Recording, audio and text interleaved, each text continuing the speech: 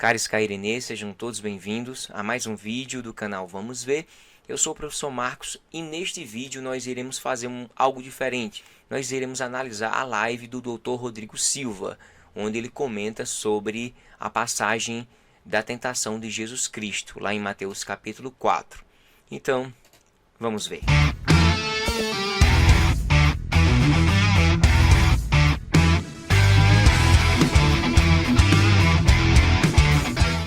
Bem, pessoal, o objetivo do vídeo aqui é fazer algumas pontuações acerca das afirmações do Dr. Rodrigo Silva.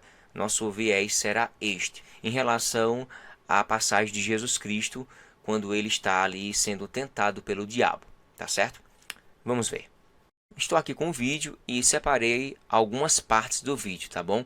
Porque foi quase 1 hora e eu eliminei de 20 a 30 minutos, onde ele fala sobre a questão de marketing multinível, né?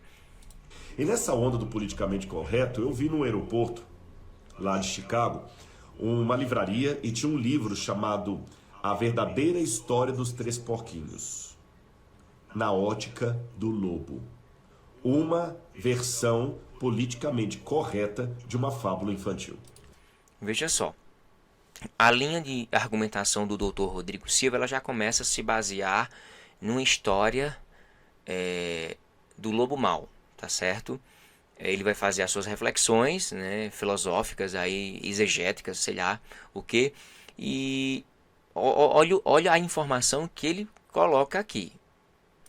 Olha a reflexão pré-inicial. Correta de uma fábula infantil. John Sieska, o nome do autor. Gente, eu estava esperando o voo ali, peguei o livro e comecei a folhear. Mas, nesse livro de John Sieska, ele começa no prefácio dizendo que, pela linguagem politicamente correta, não é certo, nem ético, ficar tratando o lobo como lobo mau. O lobo não é mau, o lobo é bonzinho. O lobo é uma vítima da sociedade. Parece até que estou falando de situações de hoje, mas... O lobo é uma vítima da sociedade. O lobo mau não é um lobo mau. Certo. Não, isso tem mais de 15 anos. E ele falou, vou contar para vocês a verdadeira história dos três porquinhos na ótica do lobo. Na ótica do lobo mau. Certo. E começa, eu sou o lobo bom, vulgo lobo mau. Eu moro com a minha mãezinha e ela, tadinha, tem problema de asma. E perto de nós moram 3 porcos. Um que é rico, por isso mora em casa de alvenaria.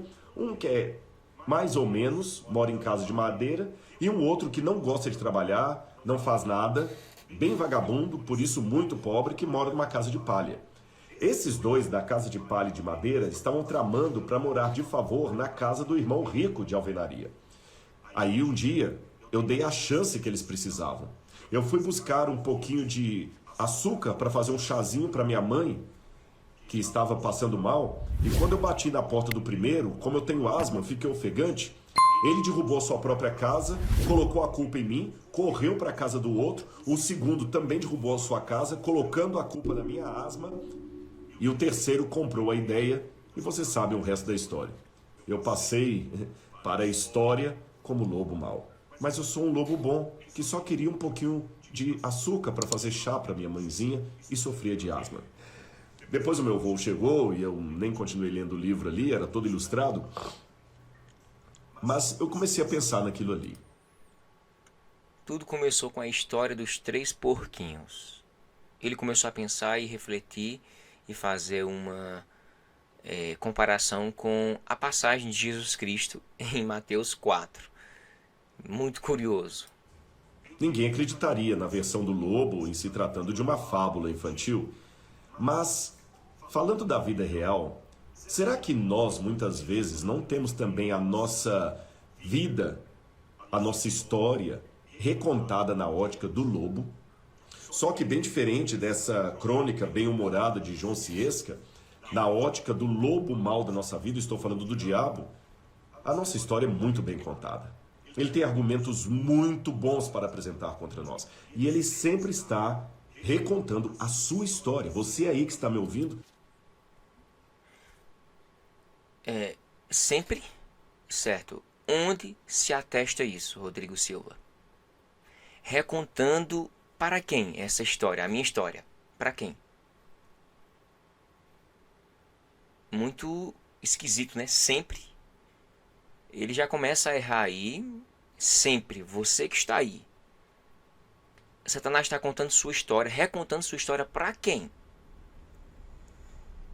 Até onde eu sei, quem está em Cristo, nova criatura é. Satanás não está ao nosso redor. Satanás está ao nosso derredor, bramando como um leão, a quem possa tragar. Então, minha vida, ela é oculta para Satanás, em certos aspectos. Então, Satanás não precisa dizer nada de mim para ninguém. E nem recontar minha história para ninguém. Muita ilação, muita imaginação. Eu acredito que ele começa a errar aqui, sem dúvidas alguma. Sempre para quem? Onde se atesta isso, Rodrigo Silva? Recontada para quem? Você poderia dizer? São algumas perguntas, algumas interjeições que eu deixo aqui para você. Na ótica dele. E Jesus também teve isso. Jesus teve a sua história contada na ótica do lobo.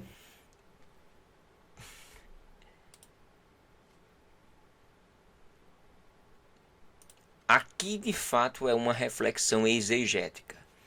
Será que a passagem de Jesus, Mateus 4, do 1 ao 11, Marcos 1, verso 12 e 13, e Lucas 4, do 1 ao 12, até o 13, se eu não estiver enganado, são 13 versículos que Lucas se utiliza.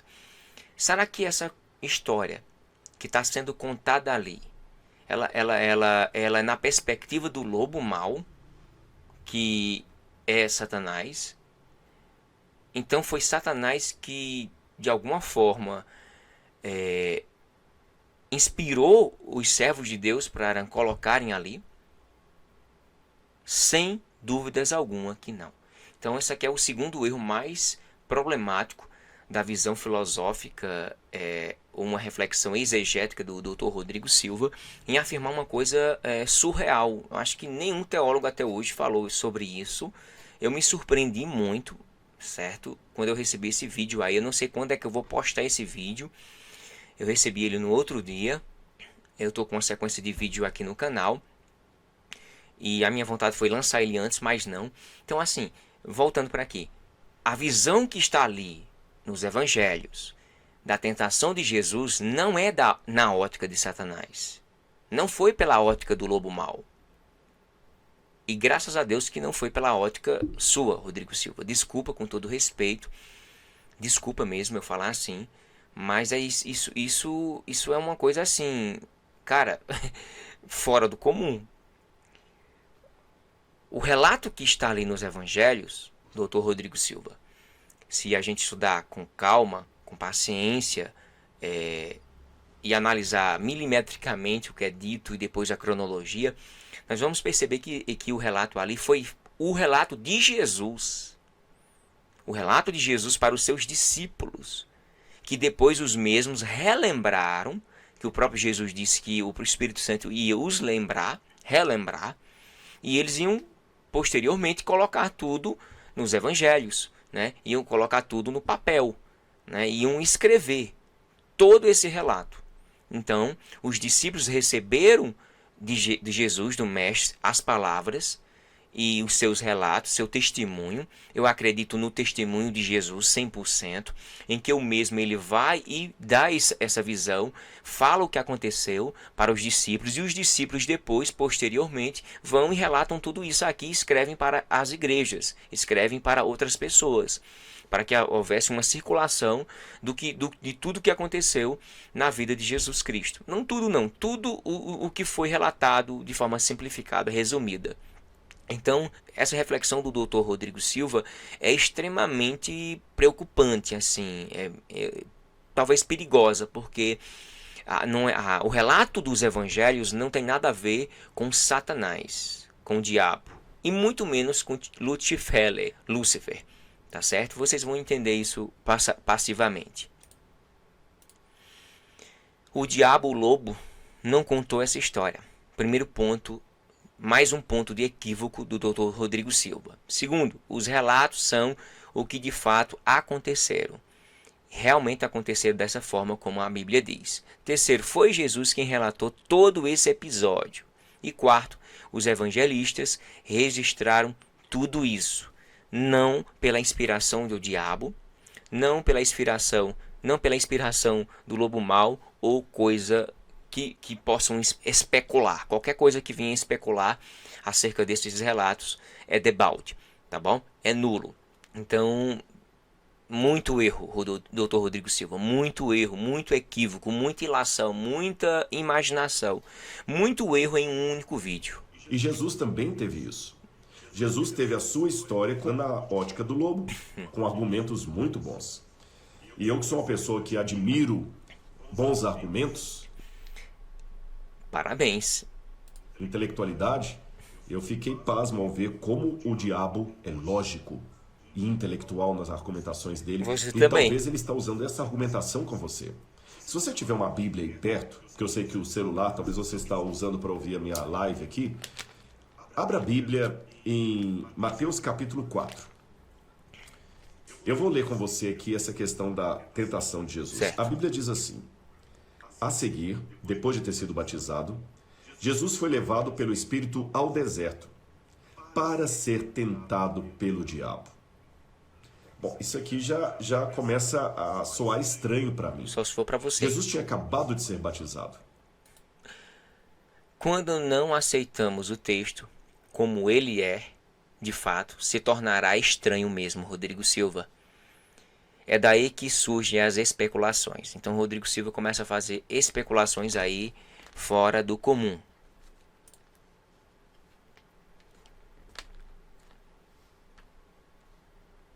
Agora ele fala que é importante a sua mentoria 3D para se conseguir entender as escrituras como o Rodrigo pensa. Alguém pode falar assim, mas Rodrigo, quer dizer que se eu não conheço nada disso, eu não posso interpretar a Bíblia? Pode, claro que pode. Mas eu vou fazer uma comparação e você vai entender. É porque Rodrigo Silva aí ele se utilizou de mais de 20, 30 minutos para falar sobre a sua mentoria, seu curso. Nada a ver, assim, eu não tenho nada a ver com isso. A gente que tem conhecimento, a gente pode preparar sim um curso profundo das escrituras para outras pessoas num preço acessível, sem querer vender a palavra de Deus. A gente estudou, se formou, gastou com isso. Eu não julgo esse ponto.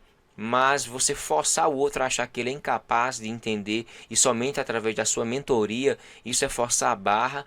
E diante de tanto erro que ele cometeu e está cometendo agora, só em um único vídeo que eu pude extrair resumidamente, eu vejo que essa mentoria vai ser muita ilação, muita exegese, muita especulação.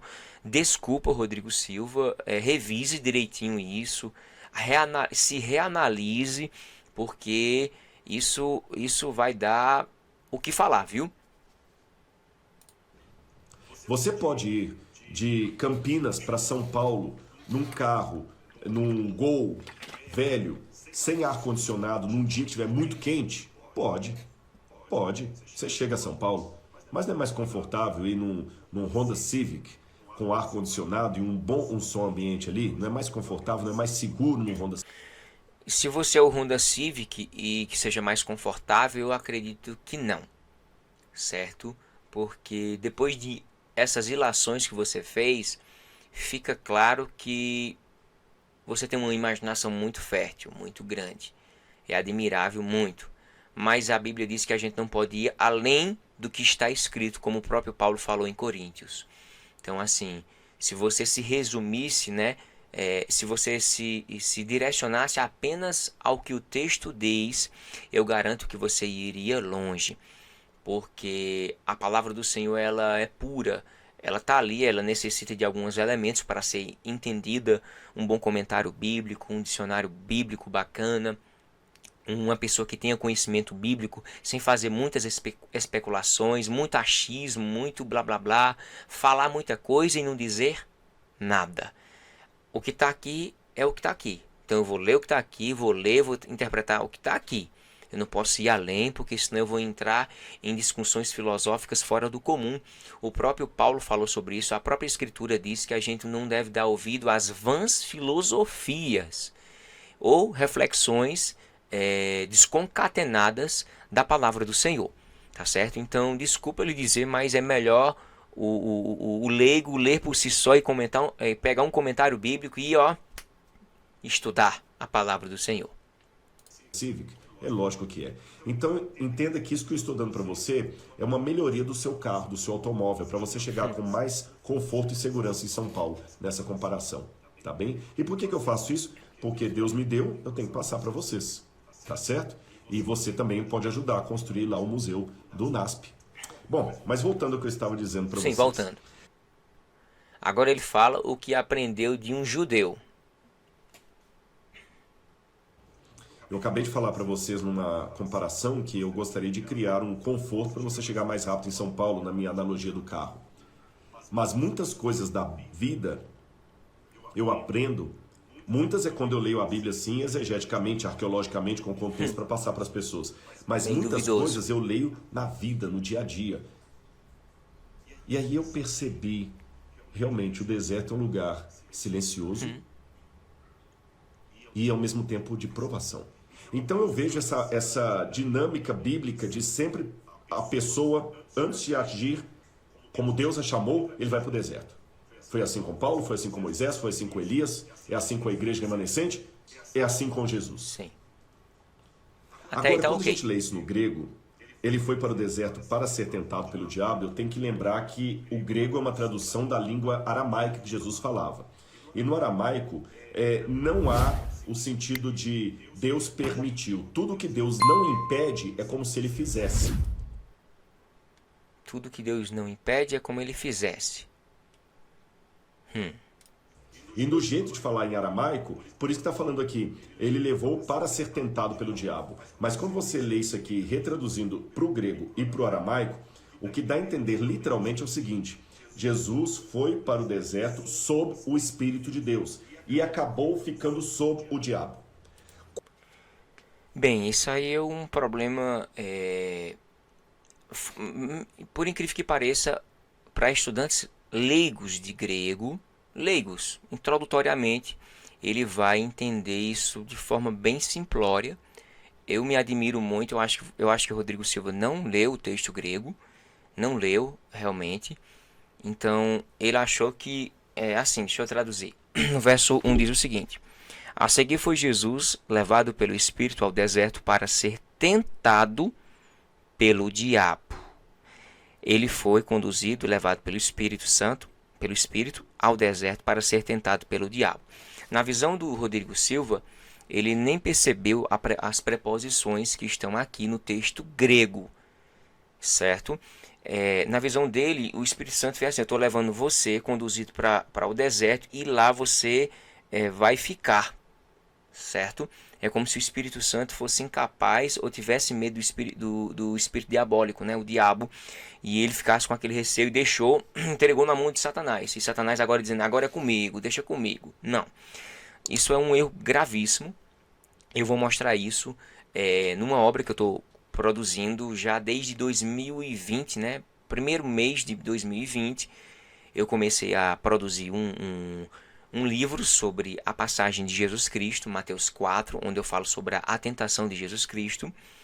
E eu traduzo do original grego, palavra por palavra, frase por frase, versículo por versículo, um a um. Só faltam alguns 2 versículos para eu concluir essa obra e está aí no comércio para as pessoas. Então, o texto grego ali, a preposição que é usada, que eu vou mostrar para vocês aqui já já, ela quer dizer que o Espírito Santo estava com Jesus, estava primeiro com Jesus, né, ao seu redor, e depois Satanás ficou ali ao derredor. Seria mais ou menos isso. Jesus em nenhum momento, Rodrigo Silva, ficou sem o Espírito Santo, o guiando, o orientando. Em nenhum momento. Isso é um erro, ele afirmar isso e dizer que o próprio Deus... Eu acredito que o próprio Deus levou realmente Jesus ali né, para o deserto. A palavra peirasmos no grego, o termo tentação ali, é um mesmo termo para as duas situações. Jesus foi tentado e foi provado. Jesus foi provado por Deus e foi tentado por Satanás. Isso é uma dupla ação, dupla função desse termo, peirasmos. Tá certo? Vocês vão entender já já quando eu ler. Mas vamos lá ver aqui as ilações do Dr. Rodrigo Silva. Quando eu vejo isso aqui saltando da língua original, eu entendo a decepção que está descrita nesse texto aqui. Decepção, não. E não é decepção. Jesus, com a sua intimidade com o Pai, Jesus, com a sua dependência do Espírito Santo, estava sendo guiado, orientado, conduzido pelo Espírito de Deus, mostrando a sua total dependência do Espírito Santo. Então, ele estava lá, ele teria que passar por isso. Sua fé deveria ser testada. Sua fidelidade a Deus deveria ser testada. Sua santidade iria ser testada. É isso, Rodrigo Silva. É uma exegese bíblica assim. Tá bom? Eu vou mostrar já já no grego. O Espírito Santo não deixou, não largou Jesus. É o que eu falei anteriormente. Ou muito menos o diabo intimidou o Espírito Santo. Olha, vai para lá. E a pergunta que eu faço ao Rodrigo Silva é: onde é que ele encontrou esse até, essa preposição? Onde está a preposição até? Por que assim? Porque aqui o texto não está dizendo assim, ó. E seguiu Jesus, né? A seguir, foi Jesus levado pelo Espírito até o deserto para ser tentado pelo diabo. A argumentação de Rodrigo Silva seria 100% coerente e certa se ele não cometesse tantas ilações e tantos erros problemáticos de exegese bíblica dos originais. Mas a principal é que aqui não tem a preposição até. Eu vou até aqui e daqui para lá é você, Satanás. Então, assim, ele errou profundamente aqui o grego. Ou se ele entende de grego, aqui ele esqueceu totalmente todas as regras do grego. É lamentável. Tem uma coisa que a gente usa muito para estudar personagens do passado, é chamada de psicobiografia. Não confunda psicobiografia com psicografia. Eu acho que um dos problemas do Dr. Rodrigo Silva, com todo respeito, é porque ele tem uma sabedoria muito grande, isso é inegável, um homem que eu admiro muito no quesito de arqueologia, nas suas argumentações, é muito bom, ele é muito inteligente, né, muito expositivo, uma memória fantástica que ele tem, mas um dos problemas que ele possa acarretar sua vida de forma geral no quesito como professor e na área de interpretação bíblica é ele se utilizar de muitos elementos. Um dos problemas é ele conhecer muita coisa ou querer estudar muitas outras coisas e acaba se confundindo, certo? O problema de muita gente é não ter objetividade, certo? Conhecer tudo e no fim não se especializar em uma única coisa. Eu gosto de saber de quase tudo, mas eu não me perco nos meus argumentos. A Bíblia, é somente a Bíblia. Eu não vou fazer interligações com psicografias, psicobiografias, quer dizer, e não sei o que, tal. Então, talvez um dos problemas do Rodrigo Silva é de saber de muitas coisas e isso atrapalhar na sua linha de interpretação. A julgar do lobo mau, né? A psicografia é coisa dos espíritas, é outra coisa. A psicobiografia é quando os historiadores dialogam com especialistas em saúde mental, em saúde comportamental, psicólogos, psiquiatras, terapeutas, e eles começam a pegar tudo que você pode levantar da vida, das vicissitudes, dos comportamentos de um personagem do passado e tenta fazer uma análise biográfica da vida dele e das ações dele, do que aconteceu com ele. Augusto Cury fez mais ou menos isso quando ele escreveu o livro Análise da Inteligência de Cristo, não é? Aliás, eu estou muito feliz que o próprio Augusto Cury está mandando para mim os livros dele autografados, e se ele e a esposa estiverem assistindo aqui, eu já deixo muito obrigado aos queridos, viu? Porque eu sei que vocês estão mandando os livros para mim aí. Muito obrigado. Por isso Jesus, vamos fazer agora uma análise psicobiográfica de Jesus. Imagina Jesus. Agora, a análise psicobiográfica que será feita por Rodrigo Silva. Sendo batizado. Ele saiu da água, o Espírito de Deus pousou sobre ele como uma pomba e ele ouviu a própria voz do Pai dizendo: "Este é o meu filho amado em quem tenho prazer." Está aqui em Mateus capítulo 3, versículo 18. Primeiro ponto, Jesus escuta a voz de Deus e confirma, atesta a sua filiação. O texto bíblico ele deixa bem claro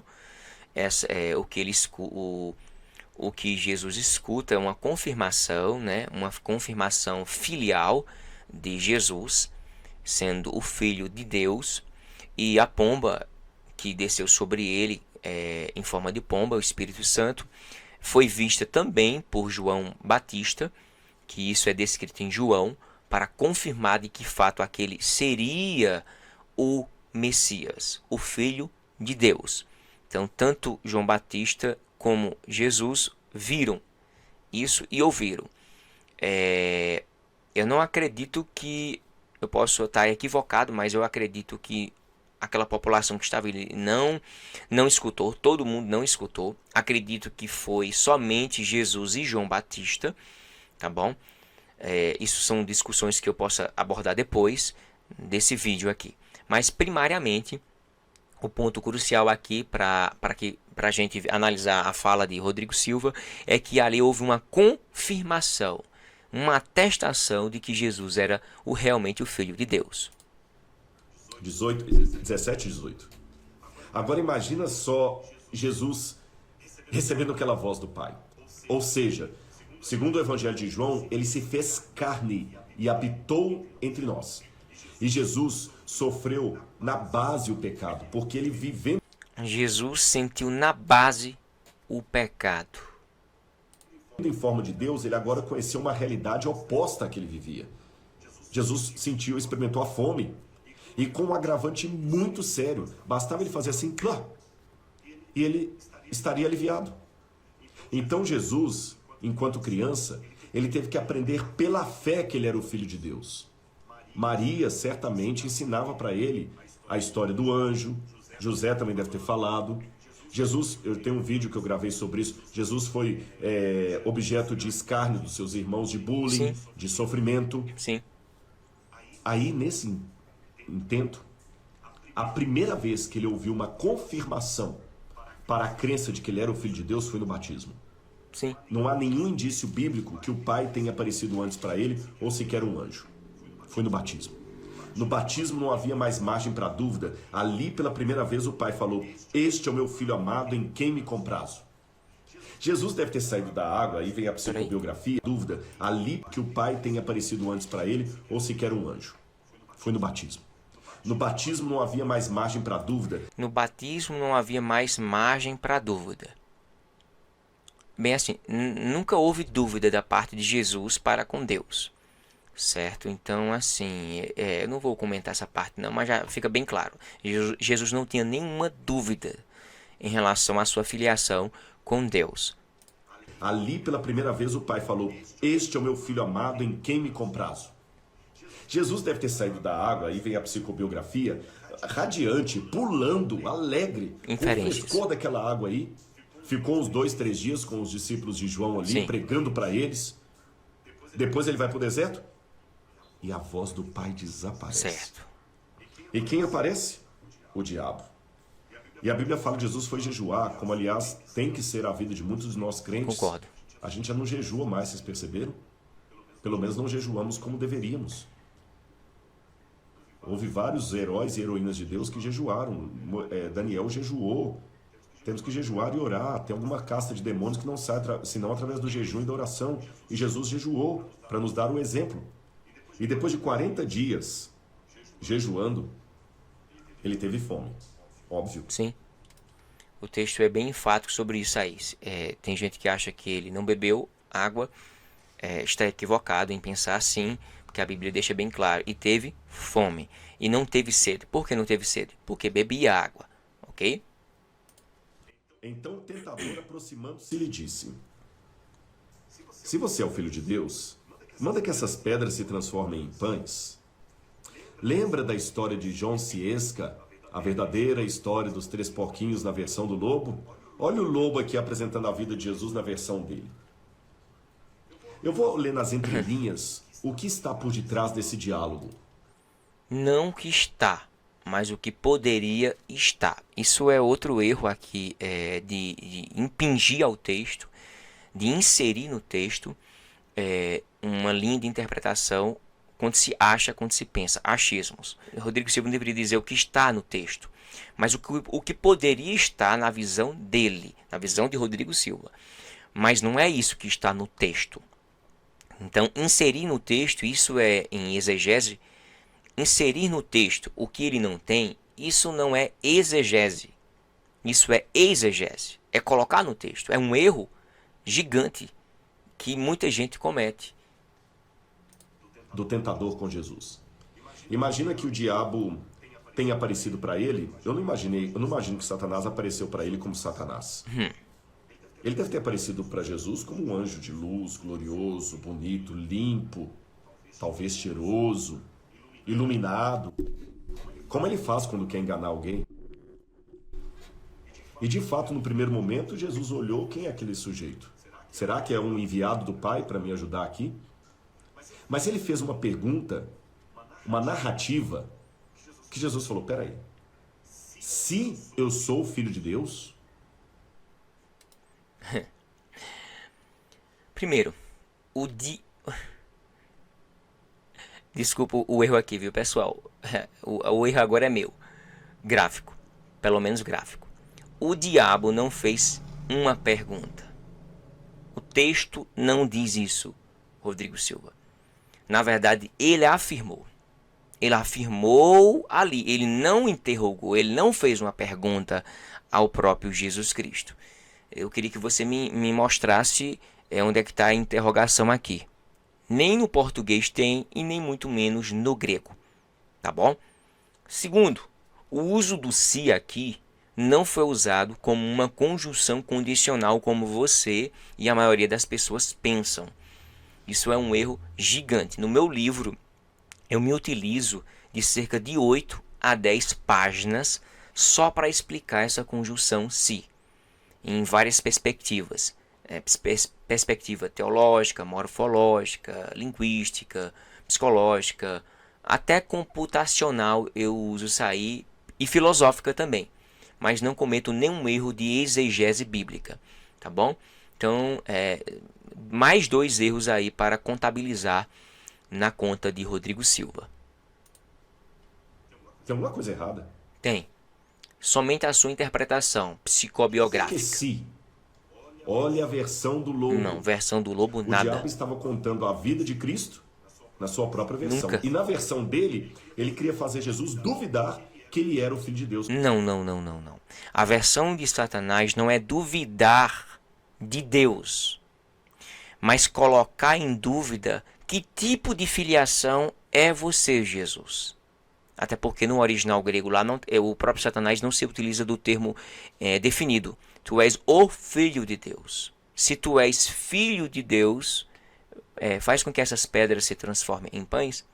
O diabo ali não está dando uma condicionalidade de nenhuma forma. O diabo ali está fazendo com que Jesus faça uma reflexão. Que tipo de filiação é essa? Certo? Não de duvidar de Deus. Até porque, Rodrigo Silva, o se ali é uma conjunção causal. Para você que talvez não entenda de grego ou de português. Eu estou falando isso porque eu sou professor de português formado, certo? Eu sou professor concursado, eu sou especialista também em língua portuguesa, linguística e língua inglesa. Então eu fui para uma faculdade presencial, passei 4 anos, estudei mais 2 anos de pós-graduação, mais outras pós-graduações e especializações em várias áreas que eu gosto de estudar. Então aqui eu estou falando não com achismo, mas como professor de português eu posso lhe dizer que você está 100% errado, equivocado. O se ali é já que, certo? Eu vou ensinar aqui, com todo respeito, a interpretar o texto aqui, ó. E depois de jejuar 40 dias e 40 noites, teve fome. Então o tentador aproximou-se e disse: Se és filho de Deus, manda que essas pedras se transformem em pães. Você não vê aqui o artigo, ó. Ou seja, o diabo está confirmando a filiação de Jesus para com Deus, só que está fazendo com que ele faça uma reflexão: que tipo de filiação é essa? Será que ele é capaz de transformar essas pedras em pães? Né? Você é filho de Deus, beleza. Ele está dizendo assim: já que és filho de Deus, manda que essas pedras se transformem em pães. Então, o imperativo sugestivo do diabo é dizer assim: ó, já que tu és, então se usufrua aí, né? Já que tu és, como eu sei que é, certo? Tu é o filho de Deus, então agora se usufrua, mãos na massa.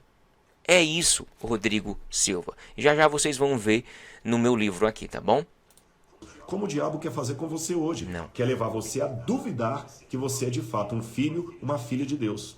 Duvidar se fosse condicional, tá bom?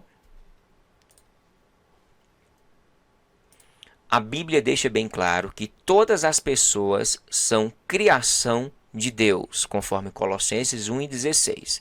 Se Rodrigo Silva, e com certeza está falando isso para pessoas crentes e não crentes, e descrentes e ateus e não sei o que, teologicamente, qualquer um que nasceu de Adão e Eva, ele é criatura, certo? Mas apenas aqueles que são nascidos de novo são filhos de Deus, conforme João 1:12, João 11:52, Romanos 8:16 e 1 João 3, do 1 ao 10. Então, acho que Rodrigo Silva esqueceu essa parte da teologia bíblica, de que uma pessoa só é filho de Deus se ela aceitar a Jesus, se ela estiver em Cristo. 2 Coríntios 5:17. Assim que quem está em Cristo, nova criatura é, as coisas velhas já passaram e eis que tudo se fez novo. Eu passo de criatura velha para uma criatura nova, filho de Deus. E, sendo filho de Deus, também sou co-herdeiro com Jesus. Então, é um equívoco teológico, um erro teológico dizer que todo mundo é filho de Deus. E isso não é em nenhuma teologia bíblica. Pelo menos saudável, né? E não subestime o inimigo. Ele argumenta muito bem. Eu concordo. Eu vou repetir isso aqui. Não subestime o inimigo. Ele argumenta muito bem. Exatamente. Eu imagino nas entrelinhas o que ele pode ter argumentado com Jesus quando pediu Jesus para transformar pães em pedras em pães. Sim. Ele deve ter pensado assim: não, Jesus, calma, não fica bravo. Eu sou meramente um anjo. Você é o filho de Deus. Mas, sendo eu um anjo e você o filho de Deus, eu posso cometer equívocos. Eu acho, assim, eu não vou dizer eu acho, eu penso, certo? Para não entrar numa linha de achismos. Eu tenho certeza, ou pelo menos eu penso, de que na visão de Rodrigo Silva é como se Jesus fosse uma pessoa leiga. É como se Jesus fosse uma pessoa infantil, imatura, que não conseguisse perceber que era Satanás que estivesse ali. Eu creio que você está equivocado, Rodrigo Silva, porque Jesus estava com o Espírito Santo de Deus. Quem está com o Espírito de Deus, ele sabe discernir o bem e o mal. Ele sabe discernir o que é de Deus, o que é do diabo. Você eu acho que não leu na Bíblia, que a Bíblia deixa bem claro isso, certo? De que se eu estiver com o Espírito Santo, eu consigo discernir quem está com o Espírito de Deus ou quem não está com o Espírito de Deus. Isso é bíblico, isso é basilar da Bíblia. Então você está dizendo aí como se o próprio Jesus fosse uma pessoa que não tivesse nem o Espírito Santo, que é um erro total, e fosse uma pessoa leiga, neutra. Uma pessoa neutra, que tivesse o Espírito Santo de Deus, ele não sabe discernir nada. Uma pessoa sem o Espírito Santo de Deus, ela não consegue diferenciar o que é de Deus, o que é do diabo e o que é do humano. Porque são três perspectivas: humana, espiritual diabólica e espiritual divina. Então, assim, desculpe novamente, mas você está errado novamente, tratando Jesus como uma pessoa leiga e como se Jesus fosse cego. Será que Jesus estava tão cego assim? Será que Jesus era cego espiritualmente? Jesus estava com o Espírito Santo, Rodrigo Silva. Por amor de Deus. Você não. Então, por misericórdia de mim, Dá uma demonstração que você é o Filho de Deus mesmo. Veja se eu não vim para a pessoa errada. Vai que eu me equivoquei. E por que eu estou com dúvidas, Jesus? Sabe por que eu estou com dúvidas se você é o Filho de Deus? Olha no espelho. O Filho de Deus que eu conheço nas cortes... Toda essa especulação do Rodrigo Silva se baseia, além do lobo mau, né? Na visão do lobo mau, também, e tanta coisa que ele colocou aí, só da conjunção se. Se Rodrigo Silva tivesse acesso a um vídeo meu aqui do canal, que está oculto na verdade, que fala sobre as conjunções, sobre a passagem de Jesus Cristo, eu acredito que você não tinha cometido tantos erros. Porque a linha de raciocínio sua é baseada em uma pressuposição de que seja condicional. O se com valor condicional. E não é.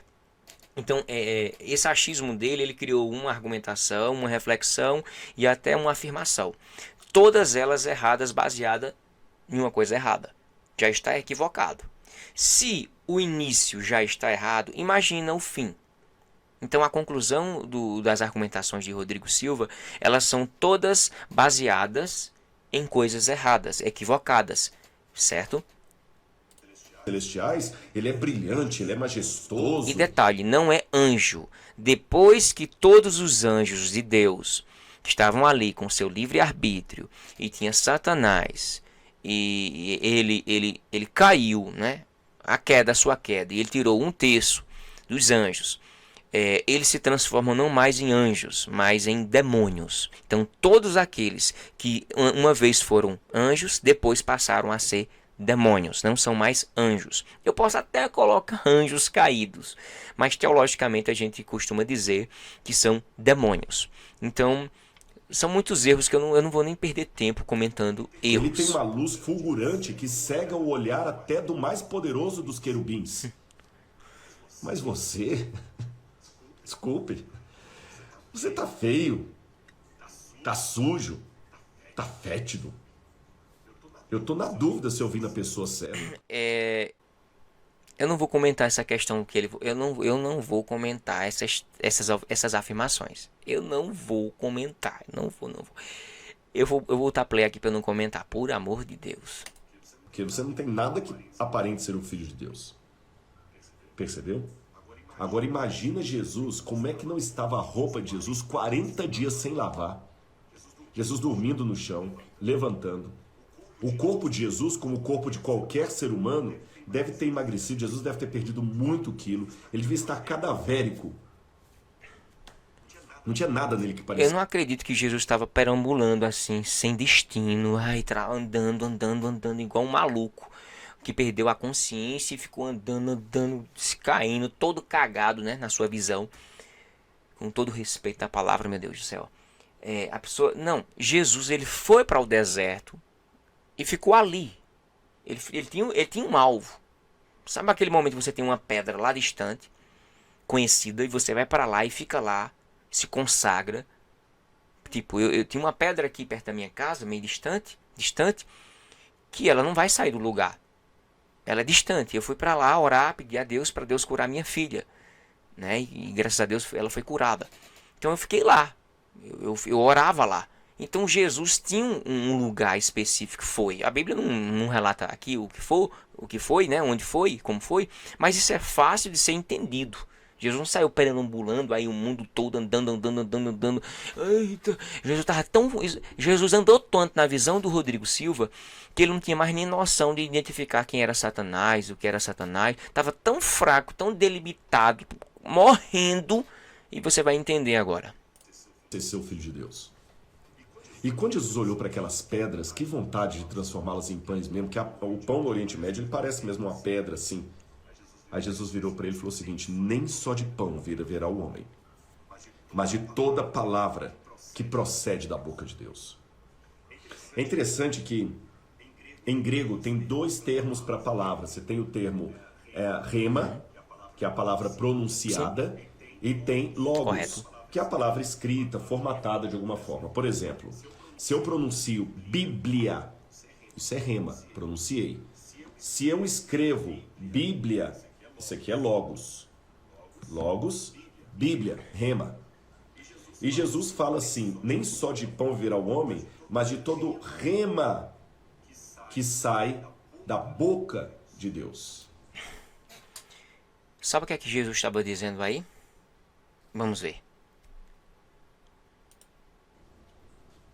Percebeu? Então Jesus não estava falando ali das escrituras. Jesus não estava aí falando sobre as escrituras sagradas. É um problema pensar assim.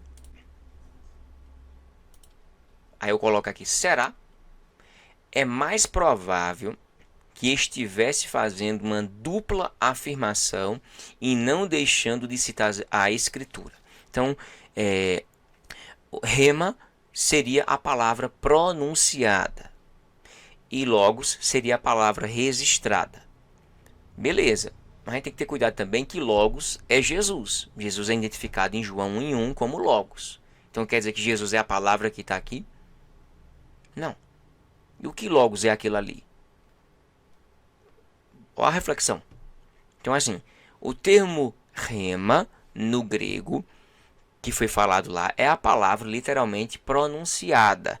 E essa palavra pronunciada, se isso aqui não foi também uma dupla aplicação de Jesus, que eu creio que foi uma dupla aplicação, uma dupla afirmação. Por quê?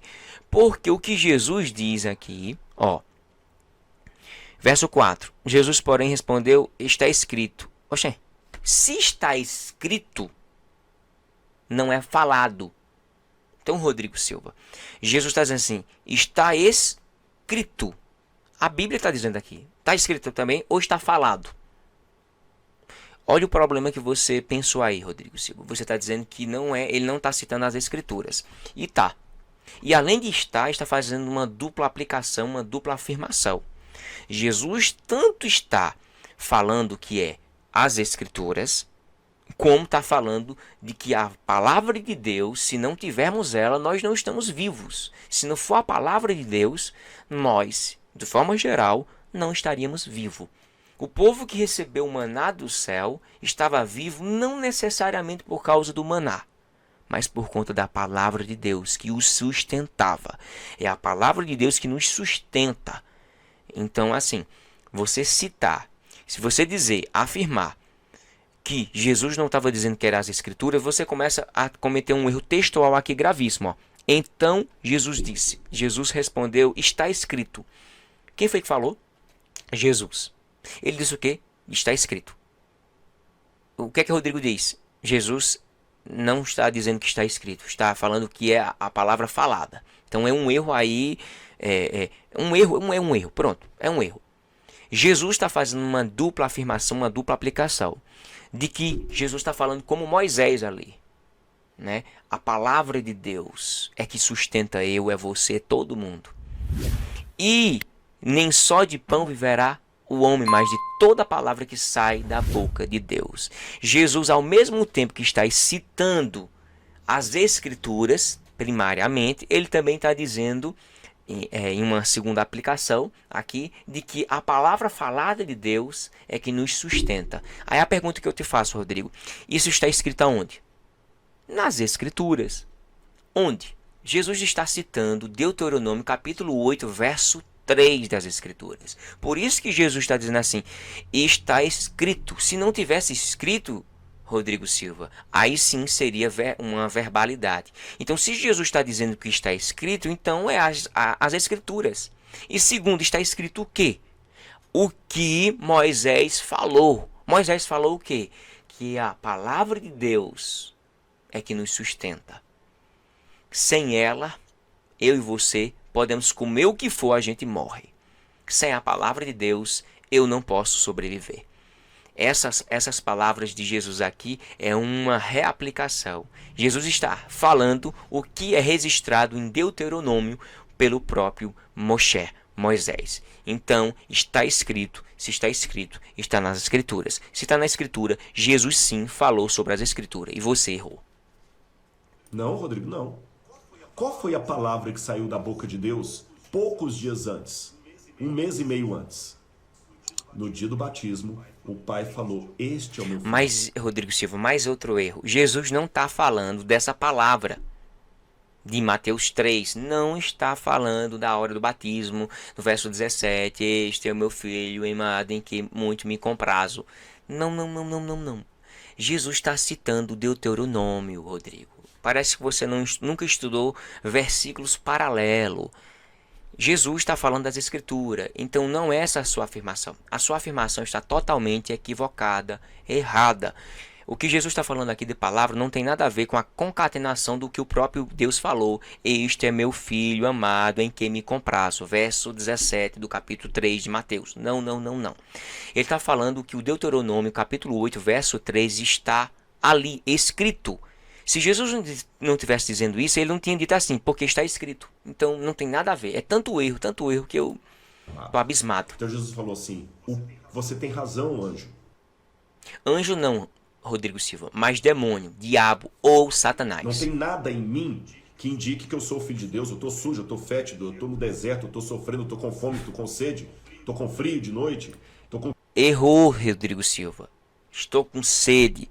Errou, Rodrigo Silva. A Bíblia deixa bem claro no verso 2. E depois de 40 dias e 40 noites teve fome.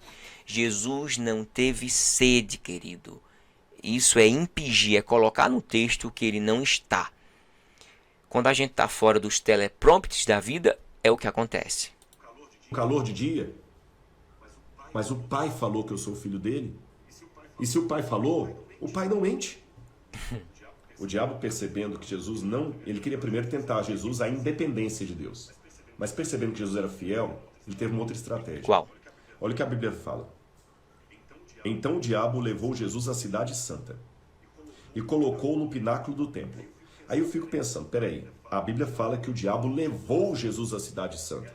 Ela não diz que o diabo fez parecer que Jesus estava na cidade santa. Ele levou mesmo. E para ele levar Jesus, tem que ser um levar físico. Sei. Porque para ele produzir em Jesus, na mente de Jesus, a sensação que Jesus estava na cidade santa, quando de fato ele não estava, fica esquisito. Parece que o diabo criou uma ilusão e iludiu Jesus, como uma droga faz com um drogado que vê alguma coisa que não existe. E a Bíblia não fala que o diabo fez parecer que Jesus estava lá.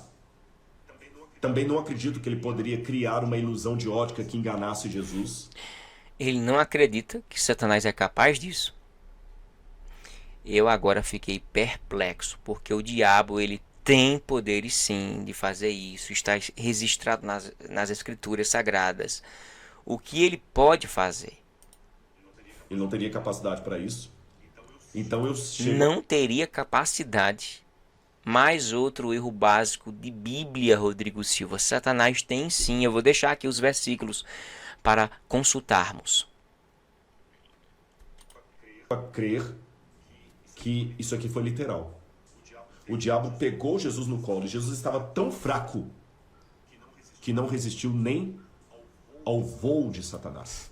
Agora é o cúmulo da reflexão do ano. Jesus estava tão fraco, porque ele estava correndo, andando por todo o deserto, estava perdido igual um doido, com sede, com fome, todo cagado, todo, né, a sua visão, fético, né? Ele usou uma palavra mais bonitinha, tão sujo, tão delimitado, tão imundo, tão miserável, tão incapaz, tão fraco, que Satanás levou Jesus no colo e levou até as regiões e mostrou lá tudo. Esse é o tipo de reflexão que é importante a gente fazer, certo? Não essa reflexão. Já pensou? Ser carregado nos braços pelo diabo? Aquele que tinha poder para expulsar demônios, nesse momento, não poderia resistir ao colo do diabo. Eu tenho 3 visões no meu livro, onde eu falo as 3 visões, certo? Existe a visão, existe a visão psicológica, a visão espiritual e a visão corporal, material. Essa visão de Rodrigo Silva é a última. A minha visão é psicológica do que aconteceu ali, certo? Vocês vão entender isso quando a gente lê aqui no livro, ok? Que paradoxo! E o diabo coloca no pináculo do templo. Você vê o pináculo do templo onde era o lugar mais sagrado. Então o diabo colocou Jesus lá. E ele deve ter perguntado para Jesus: ó Jesus, onde você está? No templo. Muito bem. O que o pai falou que os judeus deveriam fazer antes de entrar no templo? Se purificar, se lavar, vestir vestes novas, brancas, lavadas. Lembrando que o que ele está falando, pessoal, novamente, não está na Bíblia, viu? Isso é pura imaginação, pura ilação, pura inferência, pura especulação, pura exegese bíblica. Essa é a visão dele, com todo respeito, Rodrigo Silva, tá bom? Qualquer situação fora disso seria desrespeito com o templo. Então, bingo, você está desrespeitando o templo de Deus. Vocês têm pecado. Vou te dar uma dica, Jesus. Pula daqui abaixo. Pula. Pula, pula, pula.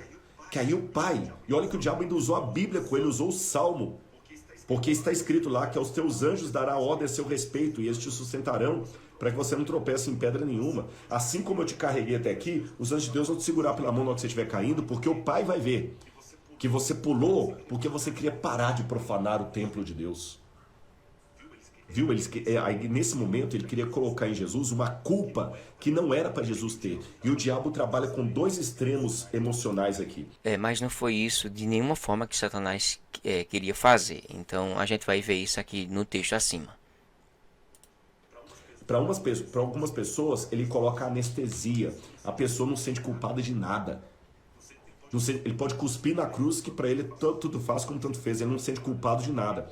Em contrapartida, no outro extremo, outras pessoas sofrem constantemente por uma culpa que parece que jamais será sanada. Aí Jesus falou para ele: também está escrito, não porás à prova o Senhor teu Deus. Você está querendo questionar o que o pai falou. E agora você me colocou aqui, não foi eu que vim. E você está querendo criar provas para eu provar o que Deus falou. O pai falou lá no batismo que eu sou o filho dele. Você não vai me colocar dúvida sobre isso, mesmo me colocando numa situação estranha aqui no templo. Aí o diabo leva Jesus a um monte muito alto. E lá mostra-lhe todos os reinos do mundo e a glória deles. Sim, se ele mostra todos os reinos do mundo, se ele crê agora que é literal um, ao outro ele não vai crer que é literal. Interessante, né? 2 pesos e 2 medidas. Uma hora ele diz que é literal, outra hora ele diz que não é literal. Então aí ele vai dizer que é uma hipérbole. Tá certo, eu concordo. Existem muitas hipérboles na palavra do Senhor. Sim, mas o texto ele deixa bem claro que o próprio Satanás iludiu psicologicamente Jesus e mostrou. Sabe aquele momento em que a gente tem aquelas visões? Humanamente hoje em dia a gente tem aquelas visões que parecem ser tão real que você chega até a ficar perplexo. Quantas vezes a gente já teve até em sonho mesmo, sonhando e viu coisas assim, e até acordado, principalmente acordado, a gente mentaliza uma coisa e começa a imaginar, a ver, e a gente está tão concentrado que a gente começa a ver aquilo ali, aí alguém fala com a gente se perturba. Isso acontece muito. E eu vou fazer a pergunta a você: imagina Satanás, o poder que ele tem de fazer isso. Se hoje em dia um mágico consegue fazer ilusões de óticas diante dos meus olhos, humanamente falando, imagina Satanás. Parece que esse Rodrigo Silva não crê muito no diabo, no seu poder. Trata ele como uma coisinha assim, duvidosa. A gente não pode subestimar a astúcia, petulância de Satanás. Ele é o maior psicólogo dessa terra, certo? Ele é o Deus desse século. Então, assim, é inferiorizar suas propriedades. Inferiorizar o que Jesus mandou dizer. Olha, ele é o Deus desse século. É inferiorizar Satanás, aquele que convenceu Eva. A gente tem que ter muito cuidado. Mostrar todos os reinos do mundo pode ser uma hipérbole. Porque pode ser. Mostrar todos Sim, os reinos do mundo, mas não é. Do lado de cima do monte, Jesus vê os Estados Unidos, não dá para ver a Rússia, nem o diabo não pode prever o futuro, nem Roma. Mas esse aqui é uma hipérbole, por inclusão. É quando eu falo assim, todo mundo foi lá em casa. E quando você sobe no alto do monte da quarentena ali, você vê realmente Jerusalém lá em cima, você vê o mar morto lá na frente, você vê a Jordânia, você vê várias cidades, você vê Jerusalém. E Jerusalém era para ser o coração da nação, do mundo. Isaías tinha uma promessa: as nações andarão sob a tua luz, ó Jerusalém. Então, ao ver Jerusalém, Jesus viu todos os reinos do mundo e o diabo tirou a máscara. Sou eu mesmo, Lúcifer. Mais uma ilação textual, mais uma grande especulação, Rodrigo Silva. O texto diz diabo e uma única vez Satanás, mas nunca Lucifer. Sabe por quê, Rodrigo? Porque Lúcifer, o provedor da luz, Lucifere, é uma expressão latina. Essa expressão, na verdade, Rodrigo Silva, Lucifere, Lúcifer, na verdade, foi uma tradução equivocada de Jerônimo, no terceiro e quarto século. O próprio Jerônimo ele vai traduzir a Bíblia para o latim. E o latim, nós temos uma Bíblia. Nós temos a Stuttgartensia, hoje em dia, que é em hebraico. Nós temos a Septuaginta, ou Septuaginta, né? Se a gente for falar em latim, é Septuaginta. Se for falar em português, é Septuaginta. E nós temos hoje também a Vulgata, que é totalmente em latim, que foi o próprio São Jerônimo que traduziu. E dentro dessas traduções, ele colocou algumas expressões em latim, como infernos, Lúcifer, e não tem nada a ver. Ou é diabo, ou é Satanás. No hebraico, Hassatan, Diabolus, aquele que foi lançado, Diabolus, aquele que foi lançado com força. Então, não tem no texto sagrado aqui, nem nas supostas retraduções em hebraico, aramaico ou o que for que ele falou, a palavra Lúcifer, porque Lúcifer é uma palavra latina. Então nós conhecemos hoje, nós falamos Lúcifer, mas Lúcifer não tem nada a ver. Lúcifer pode ser empregado para vários termos, inclusive Jesus, reis, o diabo e N coisas, entendeu? E eu posso explicar isso em um outro vídeo aqui sem cometer nenhum erro exegético, ok? Então assim, Lucifere ou Lúcifer é uma palavra latina. Enfim, Lúcifer não é empregado no texto sagrado.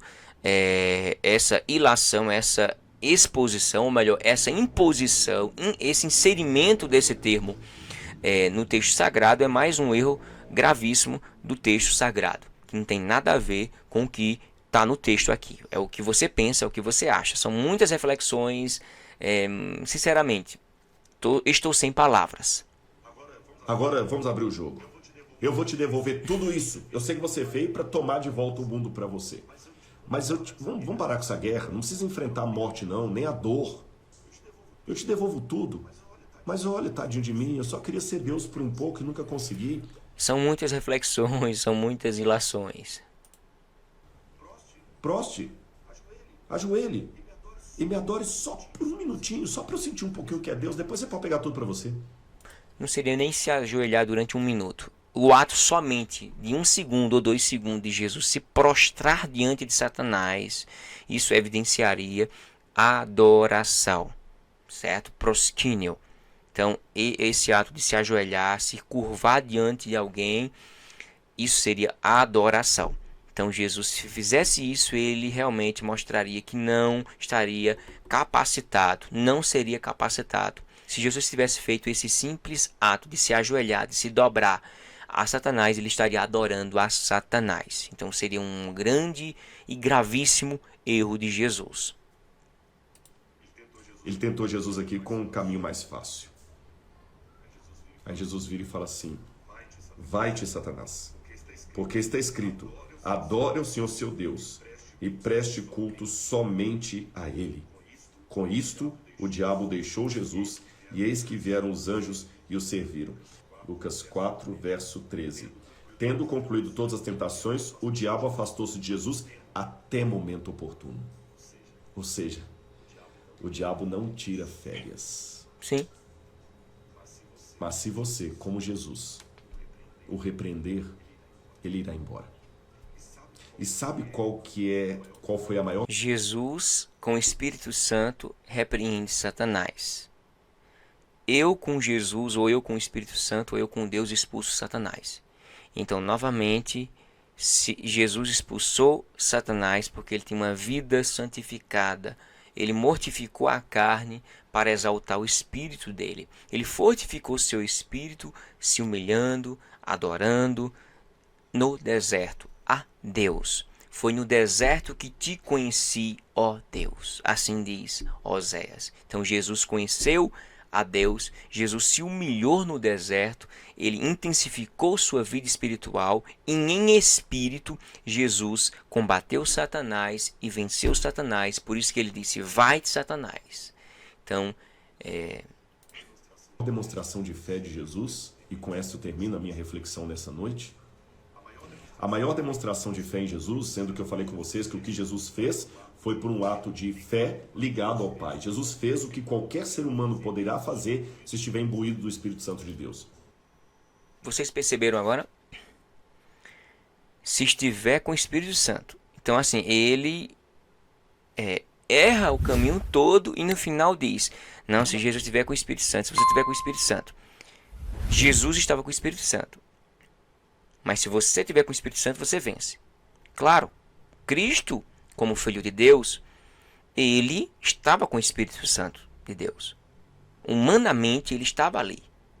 A sua natureza divina não anulou a sua humana. E nem a natureza humana anulou a natureza divina de Jesus. De nenhuma forma. Certo? Existe essa harmonia. Ok? Agora, olha um absurdo que ele vai falar agora. Ele curou, muitos profetas curaram, ele andou sobre as águas, o machado de Eliseu também flutuou, ele multiplicou os pães, Moisés também fez o maná cair no deserto. Agora, a maior prova de fé que Jesus deu não foi Qual isso. foi? Não foi ressuscitar Lázaro, foi ter a certeza que o Pai não ia aprontar com ele no final, mesmo. O maior teste de fé foi o quê? Deus não aprontar com o filho no final. Rodrigo, onde está isso? Ou onde estaria isso? Por amor de Deus. De onde você tirou isso? O maior ato de fé de Jesus nunca, jamais seria ou poderia ser isso que você está falando. Que vergonha, viu? Acho que eu não vou botar esse vídeo no ar, não. Vou nada. Que ao longo de sua trajetória, muitas evidências, eu gosto dessa palavra, parecessem supor que o Pai o havia abandonado. Então eu termino a minha reflexão sobre Jesus no deserto dizendo o seguinte, meu querido, minha querida, meus amigos, meus irmãos, minhas irmãs, se você está atravessando o deserto da provação, da tentação, nunca esqueça disso. Mesmo que todos os indícios indiquem que você é um perdido, uma perdida, um loser, você ainda é um filho, uma filha de Deus. Por que eu sei disso? Porque o Pai falou. Onde está escrito isso, Rodrigo? Filho e filha de Deus, só depois que nos convertemos a Cristo, somos filhos de Deus e co-herdeiros com Jesus.